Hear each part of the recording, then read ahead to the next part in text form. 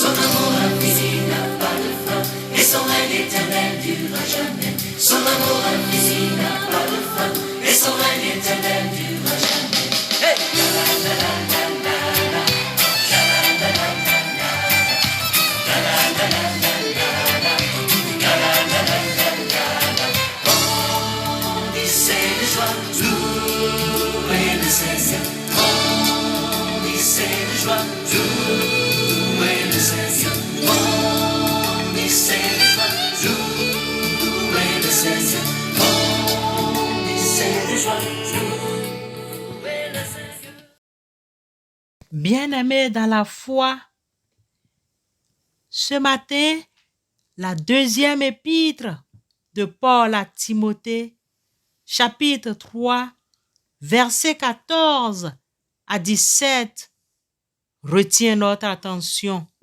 2 Timothée 3, 14 à 17.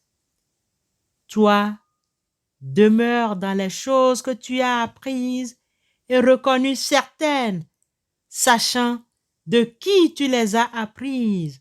Dès ton enfance, tu connais les saintes lettres qui peuvent te rendre sage à salut par la foi en Jésus-Christ. Toute écriture est inspirée de Dieu et utile pour enseigner, pour convaincre, pour corriger, pour instruire dans la justice, afin que l'homme de Dieu soit accompli et propre à toute bonne œuvre. Amen. Chers bénis de Dieu, deux écrits de Paul classés parmi les épîtres pastorales sont adressés personnellement à Timothée. De ces deux écrits, il y a des recommandations particulièrement adressées à Timothée, compagnon de voyage et proche confident de Paul de Tarse, qui l'aurait institué premier évêque de l'église d'Éphèse. L'apôtre Paul a encouragé le ministère de Timothée de la sorte. Efforce-toi de te présenter devant Dieu comme un homme éprouvé, un ouvrier qui n'a point à rougir, qui dispense droitement la parole de la vérité. 2 Timothée 2, 15. Dans la même épître et dans quelques lignes plus loin, Paul ajoute: toi, demeure dans les choses que tu as apprises et reconnues certaines, sachant de qui tu les as apprises dès ton enfance. Tu connais les saintes lettres qui peuvent te rendre sage à salut par la foi. Toute l'écriture est inspirée de Dieu et utile pour enseigner, pour convaincre, pour corriger, pour instruire dans la justice, afin que l'homme de Dieu soit accompli et propre à toute bonne œuvre. 2 Timothée 3, versets 14 à 17. Paul parle de quelle écriture? Comment faire pour que nous soyons convaincus, corrigés, instruits par cette écriture? Telle est la problématique que nous aimerions dégager avec comme question de réflexion celle-ci. L'étude et la lecture des Écritures fortifient-elles notre esprit? En effet, la Bible, l'Écriture sainte, est inspirée par Dieu, c'est-à-dire tout ce qui est écrit, malgré la rédaction scripturaire, malgré la plume et les mains humaines qui ont rédigé son contenu, la Bible est animée d'un souffle divin. Elle accorde la connaissance, la sagesse en vue du salut par la foi en Christ Jésus. C'est pour cette raison que le livre des livres attire notre attention et notre respect tous les matins. Elle est inspirée par Dieu lui-même et sa volonté s'y trouve.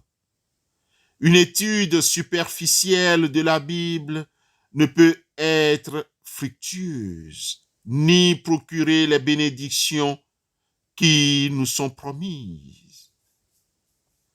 Pour profiter de ces enseignements riches, de ces avantages, il faut la lire quotidiennement et de temps en temps mémoriser quelques versets qui nous aideraient dans nos moments de joie comme des périodes difficiles.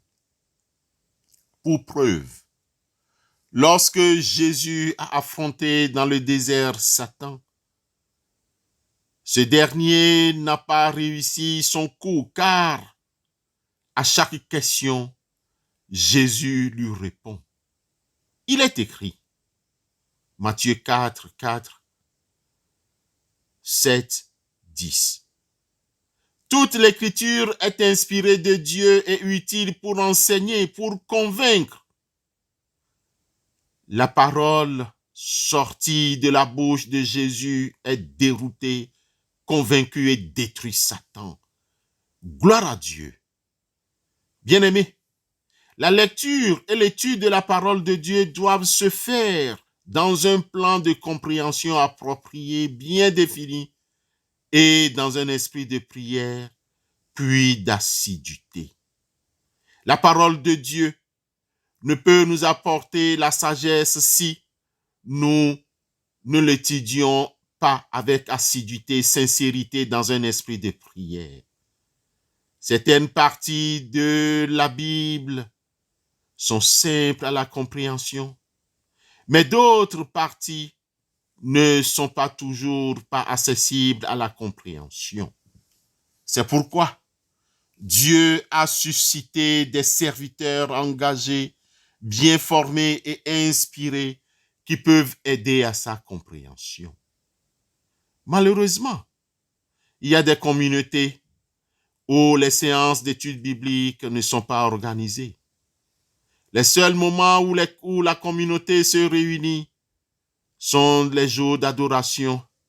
Et si le pasteur ou le prédicateur veut approfondir un tout petit peu l'explication de la parole, les participants regardent l'heure ou disent-ils ce prédicateur ou ce pasteur est trop long. On regarde l'heure parce qu'on veut passer au moment de louange et ou d'adoration pour danser. Certes, tout ceci est nécessaire durant le culte, mais il faut tout faire pour que la liturgie soit équilibrée. L'étude de la parole de Dieu est vitale pour notre esprit et fortifie notre intelligence de façon inégalée. Soyez rassurés, aucun autre ouvrage ne peut ainsi élever les pensées et renforcer nos facultés, car la Bible contient les vérités les plus nobles. La Bible, le livre des livres, mérite d'être étudié. Elle contient des vérités, l'histoire de ce monde et du monde à venir. Elle contient des indications au sujet de Dieu. En étudiant la Bible, nous nourrissons notre âme. Nous nous avançons vers la gloire de notre Dieu, vers la gloire de notre vie future.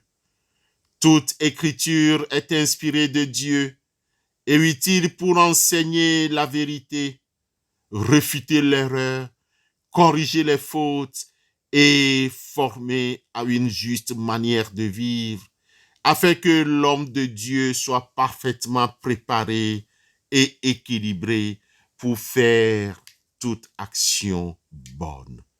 Amen.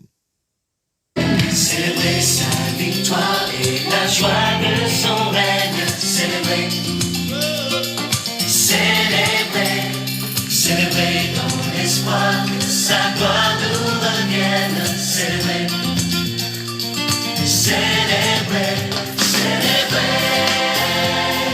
Yeah, célébrer. Yeah, célébrer.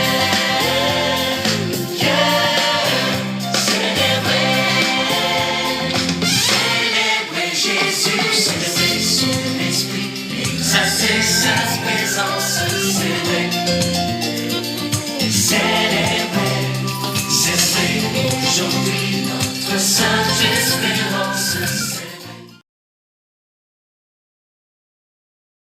Prions Dieu.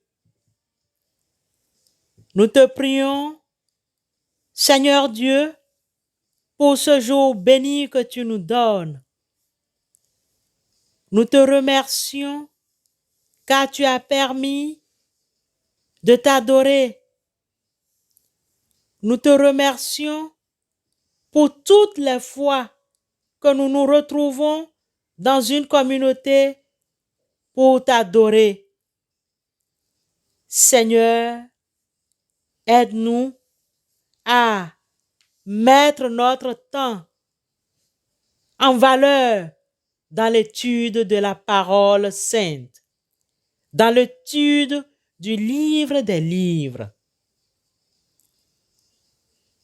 Aide-nous, Seigneur, par la puissance de ton Esprit Saint, à comprendre l'Écriture, car toute Écriture est inspirée de Dieu et utile pour enseigner, pour convaincre, pour corriger, pour instruire dans la justice, afin que l'homme de Dieu soit accompli et propre à toute bonne œuvre.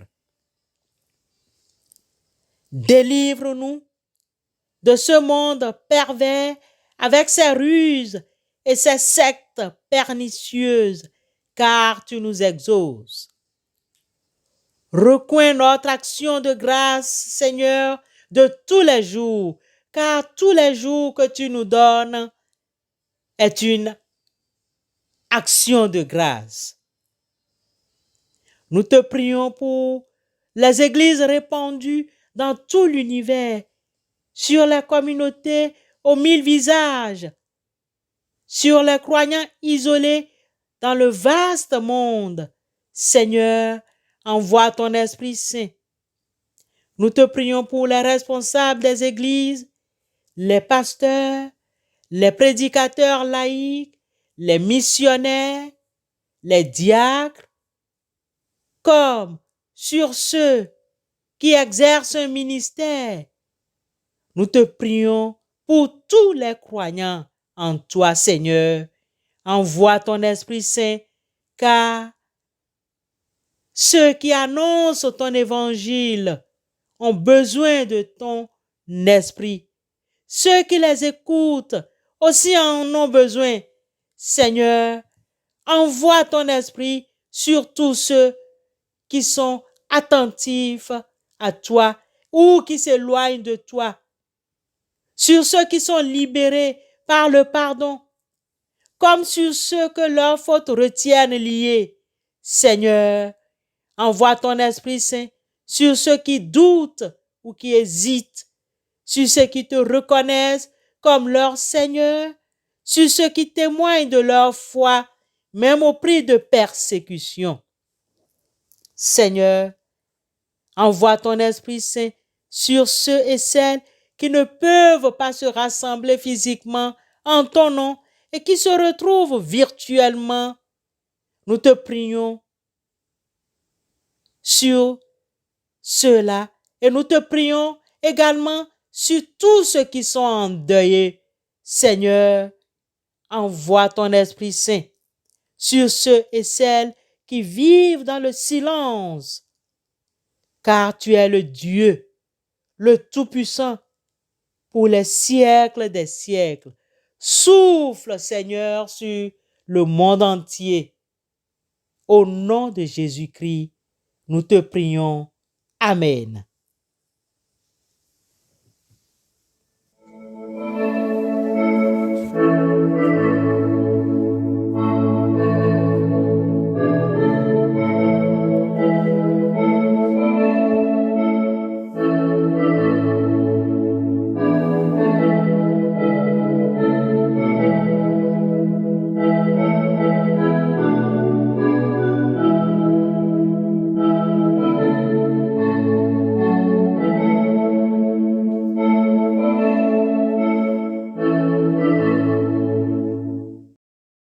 Que la grâce de notre Seigneur Jésus-Christ, l'amour de Dieu le Père et la communion bienfaisante du Saint-Esprit demeurent sur chacun d'entre vous.